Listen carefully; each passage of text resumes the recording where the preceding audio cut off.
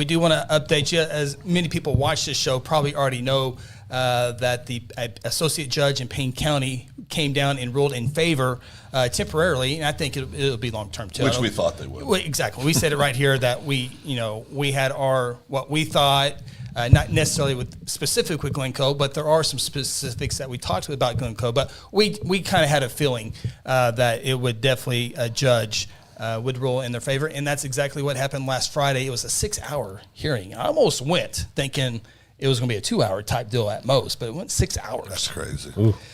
So I think the big thing with that, the big thing I get out of that is the OSSAA probably needs to have some more language in there. There's, the big ruling on the decision was that I just went blank. Enrollment. It's to be enrolled. Yeah, you have to be enrolled, and you can have verbal or nonverbal. I think they just need to make it black and white and just make it simple for everybody, for them, for their sake. Yeah. Is to make it they have to be enrolled. No verbal. Yes, you're probably coming over, but let's just make it easy. I mean, if I was the sports director at Channel 9, I just can't go work for Channel 4 while I'm on contract here. That makes no sense. One party's not going to let it happen.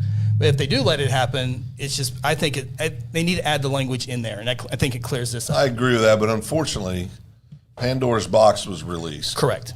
When we made all these open transfers, and so I agree with everything you just said. When they need to do that, but in people's minds that are outside of the OSSAA or that are in administrations in school, so just the parents, the fans, they think, because I have people ask me, so kid can go wherever he wants as many times as he wants, huh? He can, if he doesn't, and I'm going, no, that's not how it works. But because we've changed the rules so much, we have kids in football, over 200 alone in football this year, are playing for different schools this year. Yeah. Because of the transfer rule. Not counting move-ins. Not counting move-ins, just submitted transfers. Living where they want to live. Living where they want to live. Go to school, and go to school somewhere else. That like these kids in Glencoe. That's already out of the box. So you're not going to put that back in. So there's going to be a lot of changes in a lot of ways. We're very clear. I disdain this open transfer rule. I understand why OSSAA did it. Right. I think their hand was forced. Correct. But I hate it. I hate everything about it. I think it's silly. But it is what it is. And in the Glencoe thing, it's just an example of what goes on behind closed doors. And right. It was recruiting. I mean, you can say it was not recruiting. It was recruiting. It was recruiting. There were some kids at a party, a get together party. I won't go into details, but there were some kids at that get to go party that did not transfer to Glencoe. That was maybe talked about doing that. So it is recruitment, and I'm not saying Glencoe's the only one who does it, because they're not. Guaranteed they're not. Guaranteed they're not. But we saw several coaches after that transfer thing come out openly go on Twitter and talk about come to our program.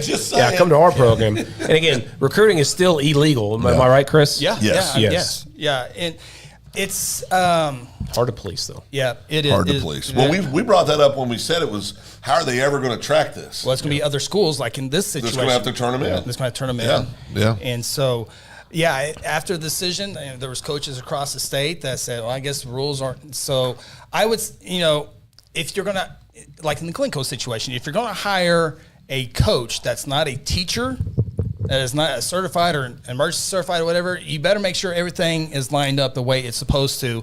And so I think moving forward for the OSSAA's purpose, I think they need to put some language in there that whatever it is, if it is verbal, then it has to be turned in written. I don't know what it has. I would make it just simple, black and white. You cannot go to what Glencoe was calling an open gym. It was a team camp. They never said team camp, but it was a team camp. You can't go there unless you're enrolled there. Just make it simple.